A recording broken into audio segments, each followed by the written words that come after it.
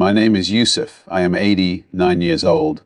I've told many stories in my life, to friends, to family, to strangers on trains who would never see me again. But there is one story I never finished, not out loud, not even in my own head. It comes back to me most nights when the house is too quiet and the clock sounds louder than it should. It feels like something unfinished in my chest, like a sentence that never reached its end. I was not a quiet man when I was younger. I worked, I traveled, I spoke with confidence, and people believed me. They believed I knew where I was going. I believed it too, most of the time. I grew up in a small town where people remembered everything about you, your father's mistakes, your mother's kindness, the way you ran as a child. I wanted to leave that. I wanted to be someone who was not already known. So I left early. I took a job in the city, then another, then another. Each one felt like a step away from the boy everyone thought they understood. That's where the story begins. With a woman who knew me before I learned how to hide. Her name was Amina. She laughed easily, the kind of laugh that didn't ask for permission. She had a way of listening that made you feel like the room had shrunk down to just the two of you. We met when I was 23. She was reading a book I pretended I had already read. She knew I was lying and didn't mind. We walked for hours that first evening. I remember the smell of dust after rain, the sound of buses passing, the way her hand brushed mine and didn't move away. I thought I understood love then. I thought it was something that just happened and stayed. We married quietly. No big ceremony, just a small gathering, a borrowed suit, her mother's necklace. I promised her I would build something solid for us. She believed me. For a while, life was ordinary. We cooked, we argued about small things, we slept close. I liked the sound of her breathing beside me. It made the nights feel less empty. Then my work began to grow. People started calling me important. They started asking for my time. At first, I came home tired but proud. She would ask about my day, and I would talk until my voice filled the room. Later, I came home later. Sometimes I didn't come home at all. She waited. She stopped waiting. I didn't notice when that happened. That is part of the unfinished story. I thought love was something that could sit on a shelf while I reached for other things. I thought people stayed where you left them. One evening, I came home and the house felt different, not empty, just rearranged. Her books were gone. Her scarf was not on the hook. The kitchen felt too clean. She was sitting at the table. She didn't look angry. She looked tired in a way I had never seen before. She told me she was leaving. She said it softly, like she was afraid of waking someone. I remember nodding as if she had told me the weather. I remember thinking I would fix it later. I never did.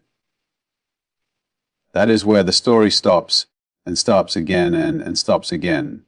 I didn't chase her. I didn't call. I told myself she would come back when she realized what she was walking away from. She never did. The years moved quickly after that. My life became a collection of offices, hotels, meetings, and handshakes. People congratulated me. They said I had made it. At night, I would sit in rooms that were not mine, listening to the hum of air conditioners, thinking about the way her laugh used to fill our kitchen. I never wrote to her.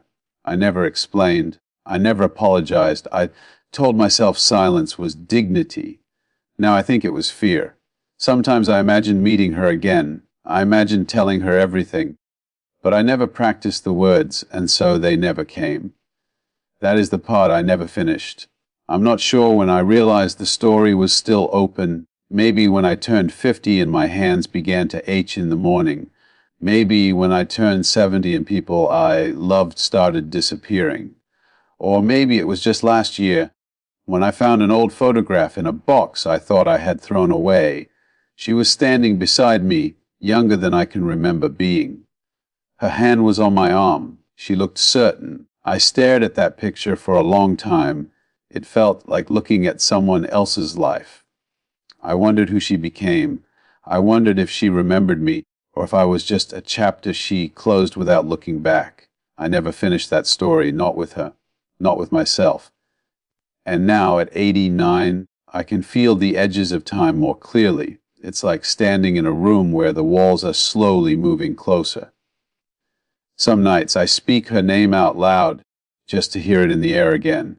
Amina, it still sounds like something unfinished. After she left, people assumed I was fine. Men like me were supposed to be fine. I learned how to look fine. I learned how to talk about work, about money, about plans that stretch far into a future that now feels very short. But at night, when I turned off the lights, the house felt larger than it should have. I would lie in bed and reach for her out of habit. My hand would touch cold sheets. I kept reaching anyway. There were other women later, kind women, curious women, women who wanted to know me. I never let them. Not in the way Amina had known me. With her, I had been careless with my truth. With everyone else, I was careful. Careful is another word for lonely. I remember one winter evening many years after she left. I was in a hotel in another country. The city was quiet under snow. I looked out the window and saw couples walking, their shoulders touching, their steps slow. I thought of her walking beside me, the way she used to match her stride to mine. I thought of the small things I never noticed until they were gone. The way she folded laundry while humming. The way she cut fruit and left the pieces in neat rows. The way she leaned her head against my shoulder when she was tired. These are not grand memories. They are not the kind people tell at funerals, but they are the ones that stay. I kept telling myself I would write to her one day, that I would find her address, send a letter, explain everything. Years passed. The letter stayed in my head, never on paper. I told myself it was too late. Then I told myself it was too early. Then I told myself it didn't matter anymore. Time has a way of making excuses feel reasonable. My parents died. Friends moved away or disappeared into their own families. My work slowed, then stopped. The world kept changing, but my house stayed the same. Sometimes I would sit in the living room and imagine her sitting across from me, older, quieter, but still herself. I would imagine her telling me about her life. I would imagine listening without interrupting. In those moments, I felt a strange grief for a conversation that never happened.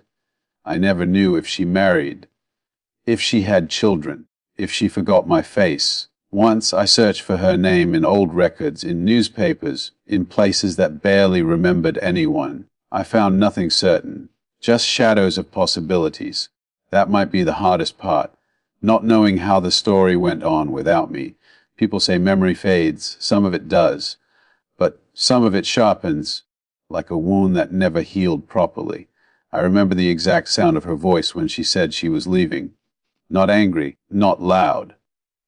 Just tired. I thought tired meant temporary. I did not understand that tired can be final. The years taught me many things, mostly small, quiet things, like how silence can be louder than argument, how absence can feel heavier than presence, how some doors close without making a sound. I never finished the story because I kept waiting for a better moment to return to it. The better moment never came. Now the moment is here, and I am very old. I think about her when I water the plants in the morning. She used to like plants. She said they were honest. If you ignored them, they showed you. I ignored her, and she showed me. I just did not understand the language at the time. I don't know if she ever thinks of me. Maybe I am just a name that flickers and disappears. Maybe I am nothing at all. For me, she is still a room I never walk back into. I am tired again, but I want to finish telling this while my voice still feels like mine.